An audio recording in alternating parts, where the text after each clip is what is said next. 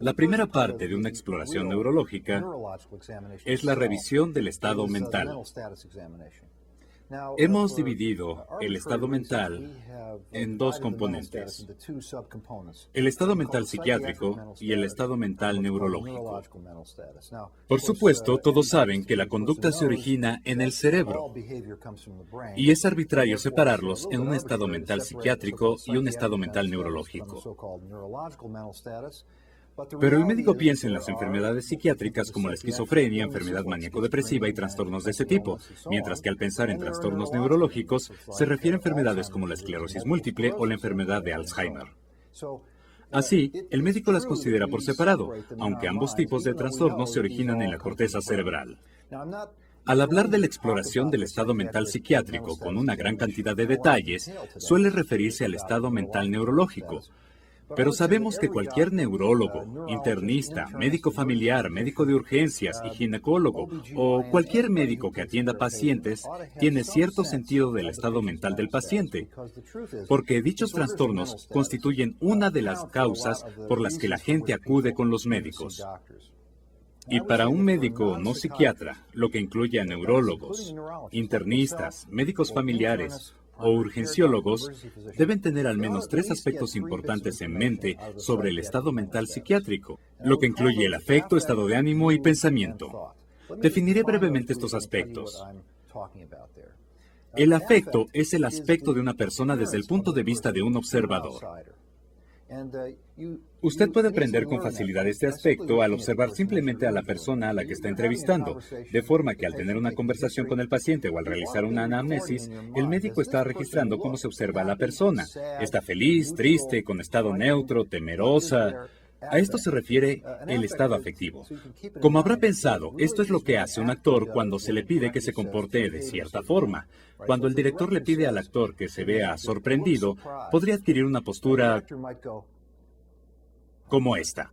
Bueno, no significa que yo sea un buen actor, pero un actor parecerá sorprendido o temeroso o cualquier otra cosa que se le pida. A esto se refiere el estado afectivo, la forma en que reacciona una persona como respuesta a una orden. El estado de ánimo se refiere a los sentimientos reales de la persona y a lo que nos referimos con estado de ánimo es lo que conocemos como técnica de reflejo, lo que significa que el médico vigila sus propios sentimientos en presencia de un paciente al momento de realizar la anamnesis.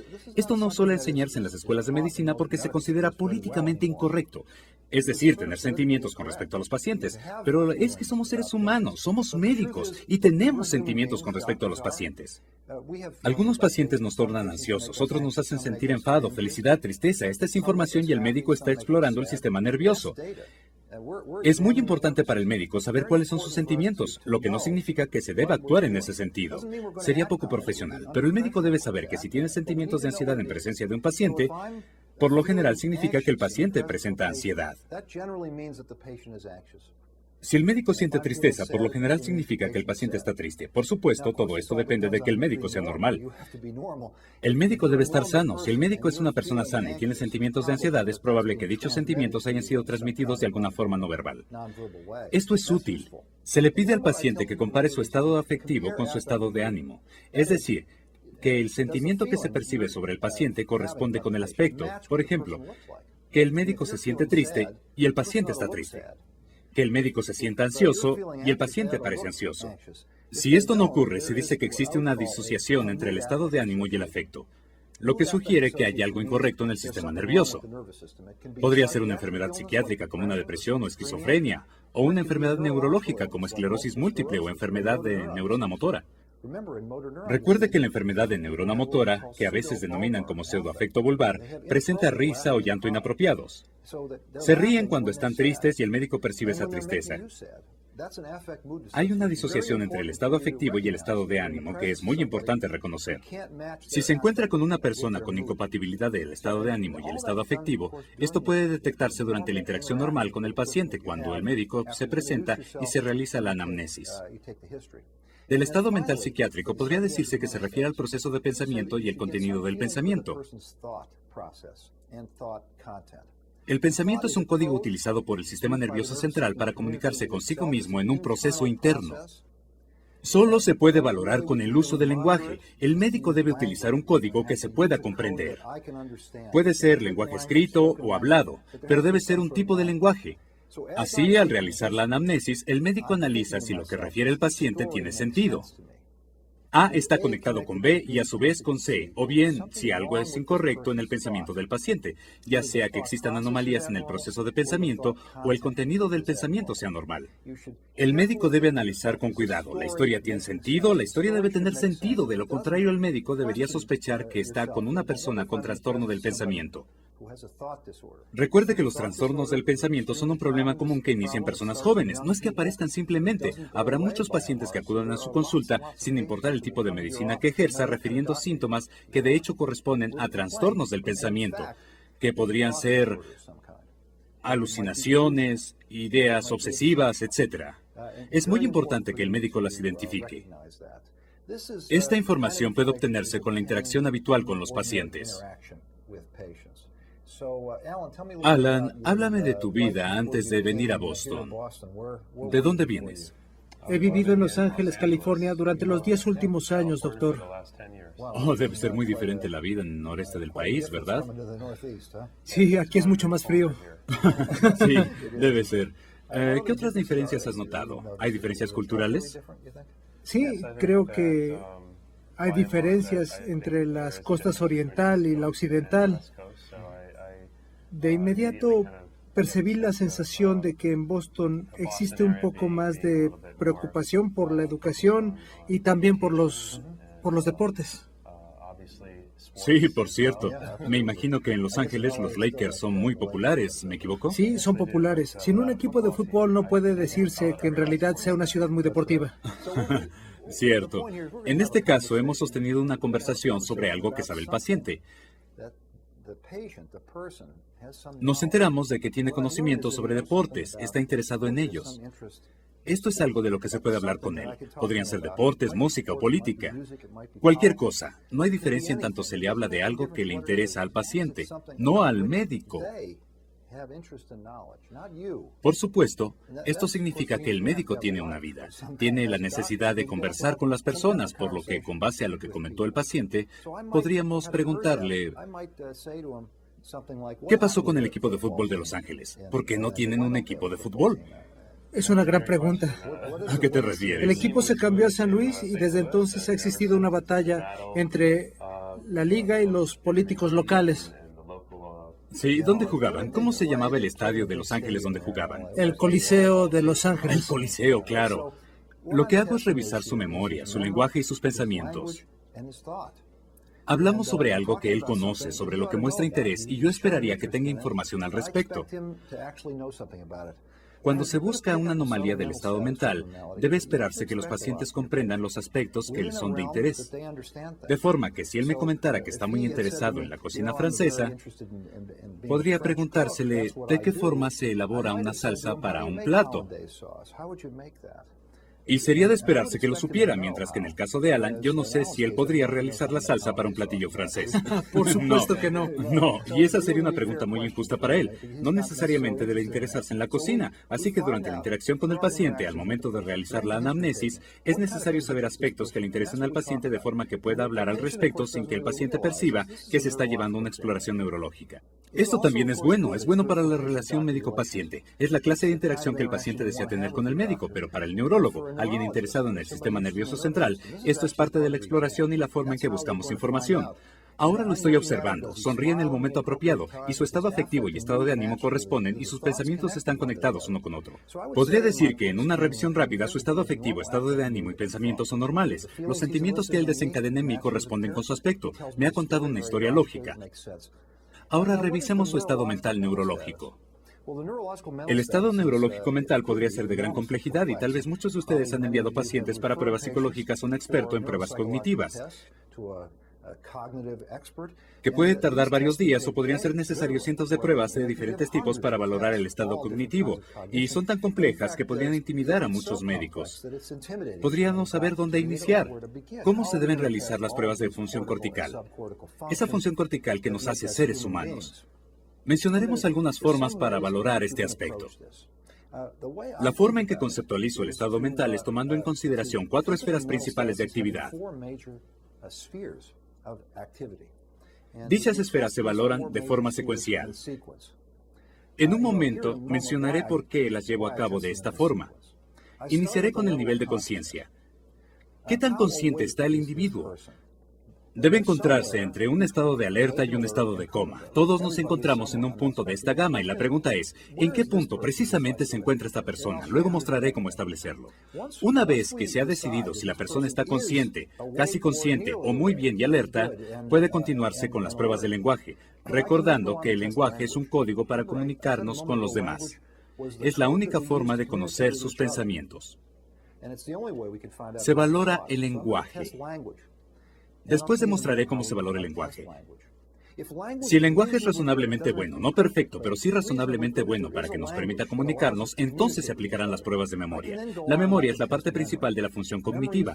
No puede aprenderse nada sin la memoria y muchas enfermedades neurológicas causan déficit de la memoria, por lo que se realizarán pruebas de esta. Explicaré algunas formas de valorar la memoria. Ya he mencionado varios aspectos importantes. Finalmente, si estos 3 aspectos se encuentran bien, el médico sabrá que el individuo está despierto, atento, que tiene un lenguaje utilizable y una memoria razonable, por lo que se continúa con las habilidades visoespaciales. Esto es, contar con el mapa mental sobre el espacio extrapersonal. ¿Dónde se encuentra la derecha y la izquierda? Arriba y abajo. Si el paciente organiza la información en su cerebro de una forma razonable con respecto a la forma que percibe del mundo externo. Ahora, ¿cómo voy a organizar esta información? Hace años, en 1975, Marshall Folstein y su esposa Susan, junto con Paul McHugh, consideraron que los médicos no realizaban valoraciones del estado mental y crearon una herramienta que llamaron examen mini-mental.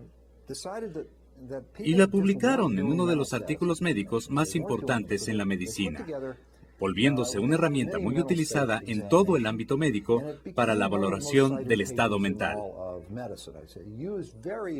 Realizaremos un examen mini-mental a Alan el día de hoy. Comentaré que la prueba no es perfecta, su sensibilidad no es perfecta ni tampoco su especificidad.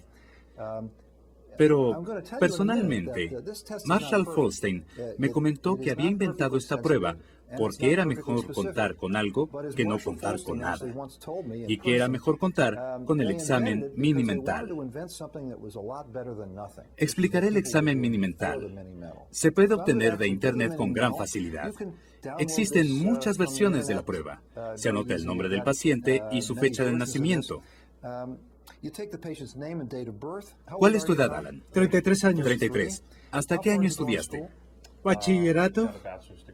Bachillerato. Son 4 años de educación media superior. Luego se anota la fecha en que se realiza el examen. Iniciemos. ¿Cuál es la fecha de hoy? 12 de diciembre de 2009. Correcto. Lo que haré es verificar que la fecha sea correcta. Es la fecha de hoy. ¿Y cuál es el mes? Ya me has respondido a esto. ¿Podrías repetirlo? Es diciembre. ¿Y el año? 2009. ¿Qué día de la semana? Es sábado. Es sábado. ¿Y qué estación del año es? Invierno. En realidad es incorrecto, es otoño. Tal vez se perciba como invierno, pero es otoño.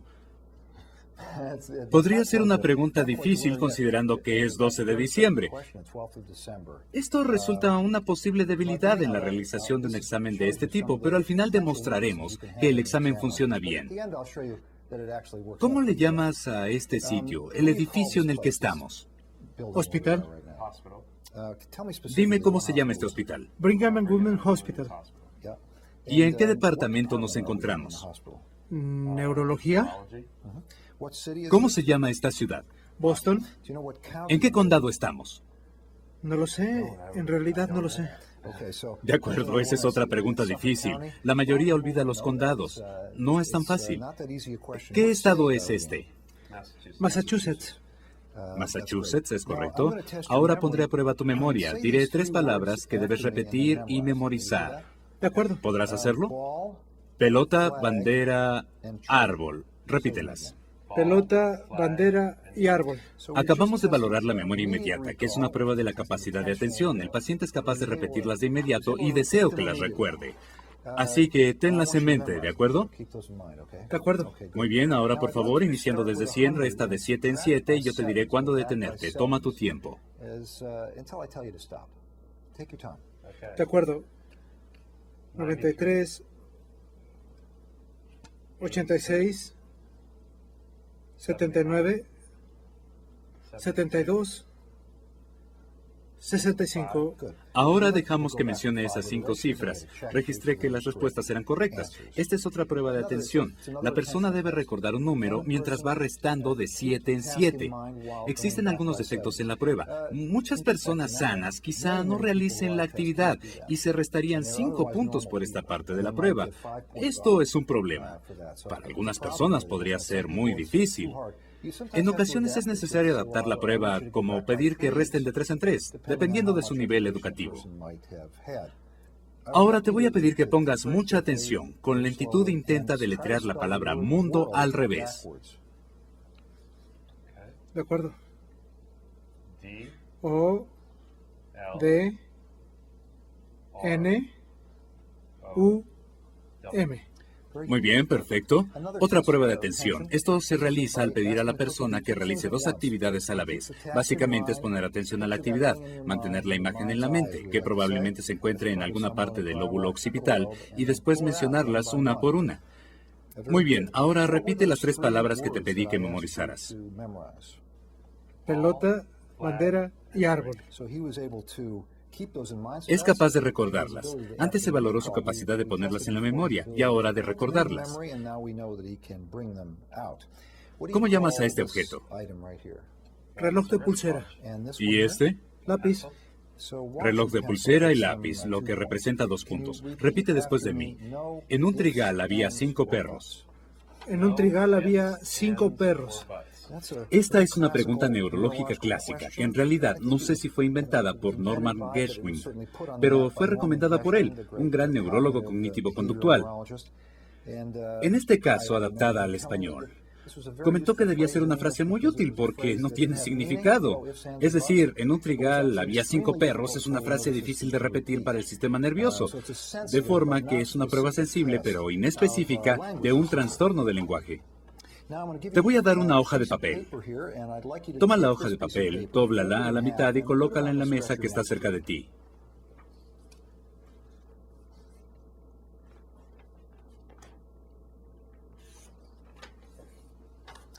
Esta es una orden en 3 pasos. Tomar la hoja de papel, doblarla por la mitad y colocarla en la mesa cercana, justo como lo hizo. A continuación, quiero que hagas lo que se menciona en la tarjeta. Tal vez no observaron eso, pero él cerró los ojos en la forma correcta. Es una orden escrita simple que valora su capacidad para leer. Representa un punto. Te voy a dar una hoja de papel y un portapapeles. Quiero que escribas una oración. Cualquier cosa que desees, una oración completa. No debería hablar mientras realice esta actividad. Si realizara la prueba, no debería interferir en forma alguna con el proceso de pensamiento, pero deseo explicar qué es lo que se valora ahora. Se desea una muestra de su escritura a mano.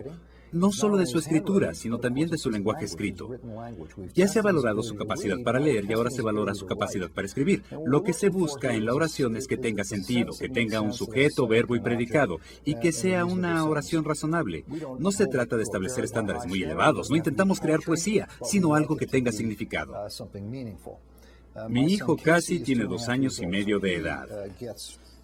Se merece la calificación completa por esta oración. Es una oración que tiene sentido, escrita de manera correcta, con el lenguaje correcto. Por último, te voy a pedir que copies estas figuras. Se puede observar que son pentágonos. Pentágonos que se superponen. Voy a pedirle que los copie aquí, a un lado de este diagrama. En este caso se está valorando el espacio extrapersonal, su capacidad para observar una forma, para valorar el modo en que trabaja el lóbulo parietal y su sistema motor. Su mano derecha está trabajando para reproducir la imagen. No se espera un gran talento artístico. Solo se desea obtener la forma básica y el concepto de que una figura se encuentra detrás de otra.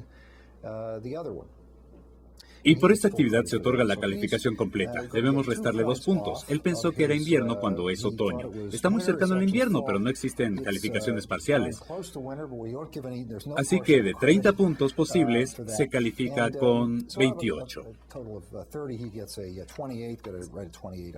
Se anota el número 28 justo aquí. Ahora bien, lo que deseo resaltar es que en muchos estudios que se han realizado para validar la prueba se ha demostrado que si un individuo no tiene menos de 20 puntos, no significa nada en absoluto. Aunque haya perdido un par de puntos, es claro que no tiene anomalías en el estado mental. Podría decirse que ya sabíamos que no presenta anomalías en el estado mental antes de iniciar la prueba. Hablamos con él, conversamos sobre el fútbol en Los Ángeles y me contó una historia razonable. Al realizar una buena anamnesis en la que se tiene una conversación razonable con el paciente, puede tenerse la certeza de que su estado mental es correcto, aunque algunos aspectos no deberían pasarse por alto. Por ejemplo, la persona con la que se tiene una conversación apropiada pero no es capaz de copiar el diagrama podría tener un gran problema con el lóbulo parietal, que podría no detectarse al tener una conversación casual. En esto hacían énfasis los Folstein y Paul McHugh. La prueba debe realizarse en forma rigurosa. No puede ser una prueba casual. No es obligado que se realice el examen mini-mental. El médico puede valorar a su modo las 4 esferas que se valoran en el examen mini-mental, que son nivel de conciencia, lenguaje, memoria y habilidades visoespaciales. El médico puede valorarlas por sí mismo en tanto se asegure de que se valoren todos los aspectos. Les mencionaré un par de trucos que pueden utilizarse en personas que no pueden realizar el examen mini-mental por una u otra razón. Tal vez el médico tenga prisa o la persona fue sometida en fechas recientes al examen mini-mental y no sería correcto aplicar la prueba de nuevo si ya la conoce. Con respecto al nivel de conciencia, todos los individuos se encuentran en un estado entre la alerta y el estado de coma, y en las personas con alteraciones del nivel de conciencia, esto es evidente porque tienen los ojos cerrados, como si estuvieran dormidos. Estas personas se encuentran sobre todo en el hospital y no son valoradas en un consultorio. Hay definiciones para estos grados de inconsciencia, aunque tales definiciones no tienen significado fisiológico importante, pero son una forma de comunicar el estado a otra persona. Se define el estado de coma como un sueño aparente del cual no sale el paciente incluso con estímulos nocivos. Si se estimula a la persona con un objeto punzante, no se obtiene una respuesta significativa. Tal vez se obtenga un movimiento reflejo de flexión o de rotación interna de las extremidades. Pero estos movimientos no tienen significado alguno.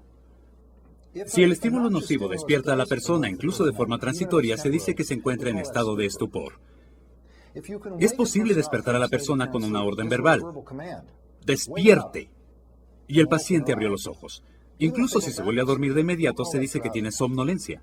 Así, el estupor y el estado de coma son muy fáciles de identificar porque tienen en común que los ojos están cerrados y solo la intensidad del estímulo hace que los ojos se abran.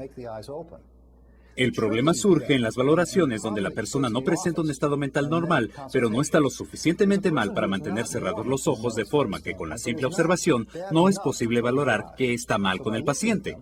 Así yo veo a Alan y en términos generales se ve bien. Sus ojos están abiertos y me pone atención. El aspecto importante es si existe alguna anomalía en el nivel de conciencia. En el examen mini-mental se realizaron diferentes pruebas. Se le pidió que repitiera 3 palabras de inmediato, que deletreara una palabra al revés, que restara de 7 en 7 desde 100, y dichas pruebas indican que tiene un buen nivel de atención. En personas que no pueden realizar esto, podría pedírseles que realizaran actividades motoras en respuesta a órdenes de la forma que vamos a mostrar a continuación. Cuando yo aplauda una vez, tú aplaudirás 2 veces, ¿de acuerdo? ¿De acuerdo? Y cuando yo aplauda 2 veces, no aplaudas. De acuerdo. A esto se le conoce como método de todo o nada. No es tan sencillo. Vamos a hacerlo. Intenta no confundirte. ¿Estás listo? De acuerdo.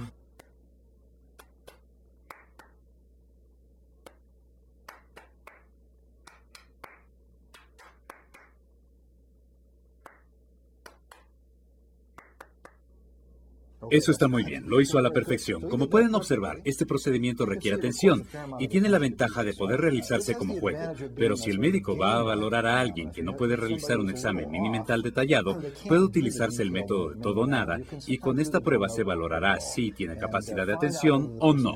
Una persona que puede realizar esta prueba probablemente esté atento y puede continuarse con la siguiente etapa, la valoración del lenguaje.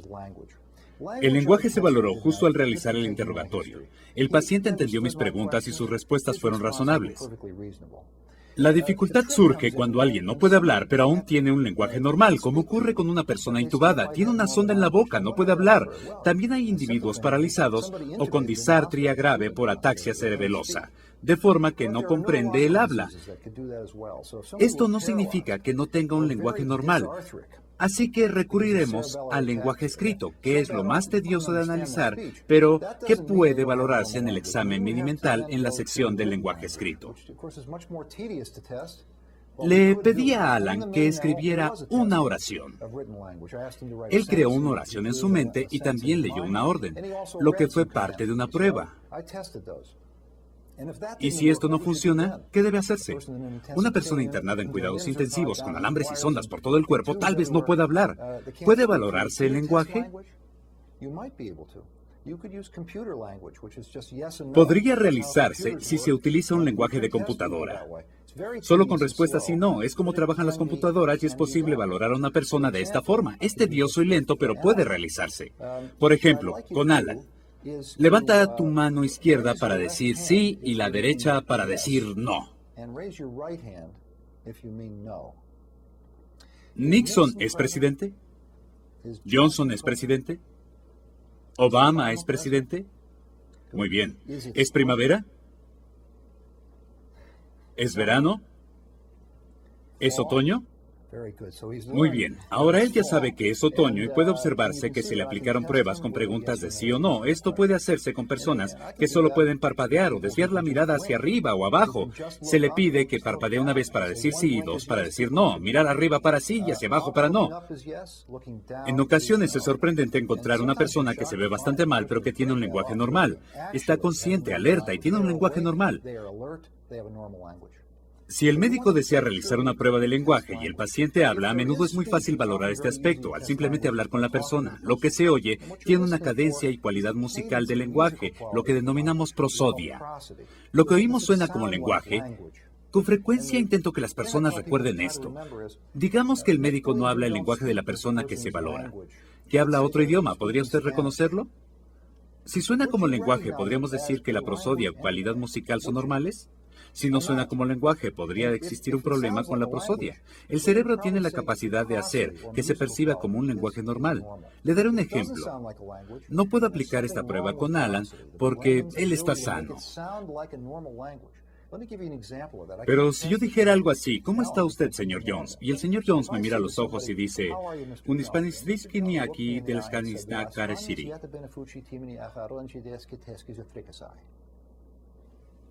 ¿Qué dirían ustedes? ¿Lo que oyeron suena como un lenguaje?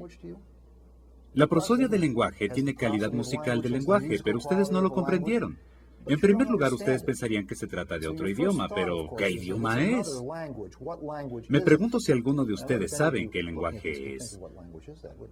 Se los repetiré. Un Spranishki Triskiniaki Deskalistieski Rasiri. Ahora que lo he repetido, algunas personas podrían decir que es ruso, que es polaco. En realidad, es de un episodio del programa de los tres chiflados. En el programa, ellos dicen que es el lenguaje de piratas. Es un episodio llamado Tres Pequeños Piratas, en el que hablan así. Es un ejemplo simpático de lo que dominamos afasia fluida. Suena como un lenguaje, pero no tiene la función del lenguaje. No transmite información de una persona a otra y por lo tanto es una afasia fluida. Otras afasias, trastornos del lenguaje, no suenan en forma alguna como lenguaje. Yo no necesito hablar el idioma de la persona para saber que está mal. Por ejemplo, si le pregunto, ¿cómo está, señor Jones? Y el señor Jones me dice...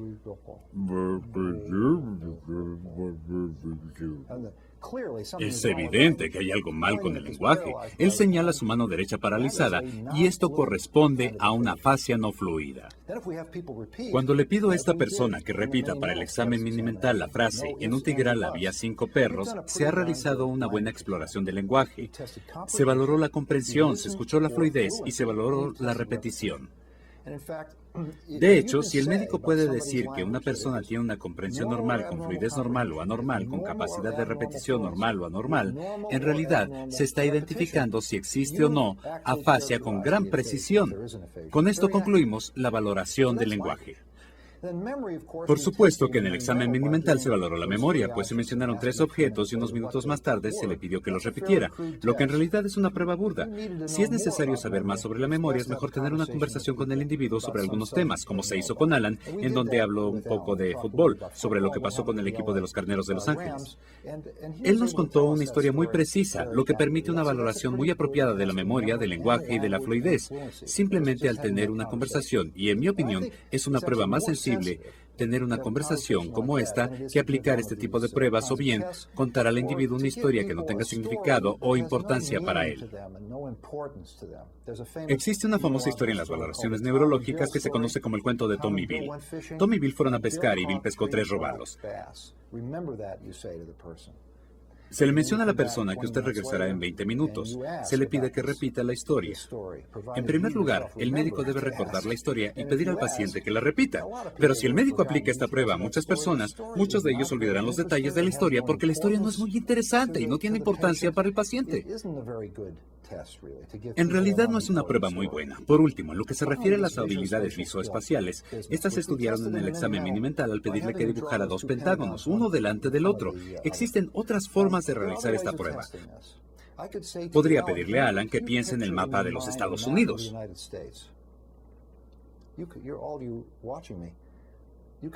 Ustedes que están viendo este video pueden hacerlo. Recurran a su memoria visual ubicada en el lóbulo occipital. ¿Podrías ubicar Boston en el mapa? Sí.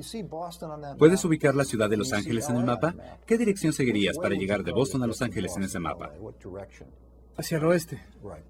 Correcto, directamente hacia el oeste, noroeste, suroeste. Suroeste. Poco hacia el sur, ¿no es así? De esa forma se puede observar que él creó una imagen en su mente, identificó la derecha, izquierda, norte y sur, arriba y abajo. Todos tenemos este mapa del espacio extrapersonal. Por último, para finalizar la valoración, revisaremos algo que denominaremos praxia. La praxia está estrechamente relacionada con el lenguaje. Es la capacidad de realizar actividades motoras aprendidas. La praxia equivale a la afasia. Es la incapacidad de llevar a cabo una actividad motora aprendida pese al hecho de que se cuenta con suficientes recursos para hacerlo. Se tiene función sensorial suficiente y función cerebelosa suficiente para llevarlo a cabo. El individuo puede hacerlo, pero no lo hace por alguna razón. Podría pedirse a la persona que realizar una actividad aprendida, como por ejemplo, digamos que te pido que me enseñes cómo colgarías un cuadro en la pared. Tan solo muéstrame cómo lo harías. Toma el martillo y el clavo, solo actúalo. De acuerdo. Muy bien. Veamos qué es lo que está ocurriendo aquí. Él está sosteniendo un clavo imaginario, sostiene un martillo imaginario en sus manos. Todo se encuentra en su cabeza. Está utilizando ambos hemisferios. Utiliza el hemisferio derecho para hacer esto. Y utiliza el hemisferio izquierdo para hacer esto. Tiene la idea del lenguaje y pone a funcionar ambos hemisferios. Si él no pudiera hacer esto, algo estaría mal con el lenguaje o con su capacidad de llevar esa información obtenida por el lenguaje a los sistemas motores de uno u otro hemisferio. ¿Fumas? No. ¿Alguna vez fumaste? No. De acuerdo, haz como si fumaras. Toma un paquete de cigarros. Saca un cigarrillo. Colócatelo en la boca y enciéndelo. Déjanos ver cómo lo harías. De acuerdo. Haznos creer que tienes un paquete de cigarrillos. De acuerdo. Los abriré, ¿eh? Tomaré uno. Pondré la cajetilla por aquí. Debes encenderlo. Está buscando un encendedor. Parece un encendedor eléctrico. Podemos ver que él nunca ha fumado. Él tiene la información en su cerebro por haber visto la televisión o tal vez haber observado a otra persona fumar. Él puede llevar esta información obtenida por el lenguaje hacia ambos hemisferios. En una forma muy complicada. Existen 2 tipos de apraxias. Hay un tipo de apraxia que pareciera torpeza. Si al pedirle que me muestre cómo se utiliza un martillo y un clavo, la persona podría hacer esto. O bien podría utilizar sus manos en lugar de utilizar un martillo imaginario, golpeando con su mano el objeto de esta forma rara. Y si le comentara, no, hágalo de esta forma, eso no sería de utilidad. Continuaría haciéndolo de esta forma o utilizaría otro tipo de método que tampoco fuera correcto. Esto se conoce como apraxia ideomotora. El individuo tiene la idea correcta, pero no puede realizarla de una manera normal. Parece torpe y al enseñarle la manera correcta la situación no mejora, lo que se conoce como apraxia de ideación, que es una apraxia más real donde la idea es equivocada. De la forma que si se le dice al paciente que usted desea colgar un cuadro en la pared y que le muestre cómo lo haría, la persona hace esto. que no tiene relación. Está mal por completo. Y si en ese caso le dijera, no, hágalo de esta forma, en ese caso la persona hace esto. Entonces, al darle la idea, puede realizarlo, pero no tiene la idea inicial. La idea se ha perdido. Esto se denomina apraxia ideomotora, que se ubica en una posición más anterior del encéfalo, mientras que la apraxia de ideación se encuentra en una región más posterior. Esto nos da un indicio de cómo pensar sobre la apraxia. Es muy importante porque puede comportarse como una parálisis.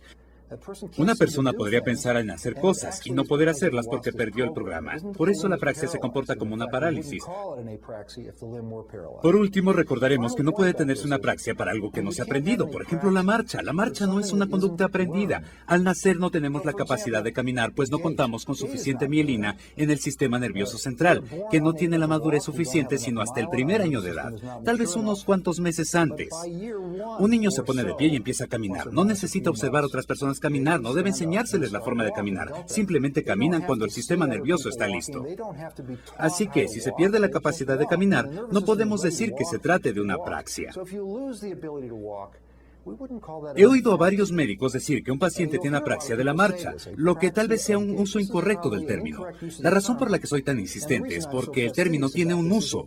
Deberíamos utilizarlo en cierta forma. No tiene sentido hablar de apraxia de la marcha cuando nos referimos por apraxia a la pérdida de una función aprendida, pese a que existe una buena función motora, sensorial y de coordinación. Espero que este video les haya mostrado un método práctico para realizar la exploración del estado mental en el consultorio.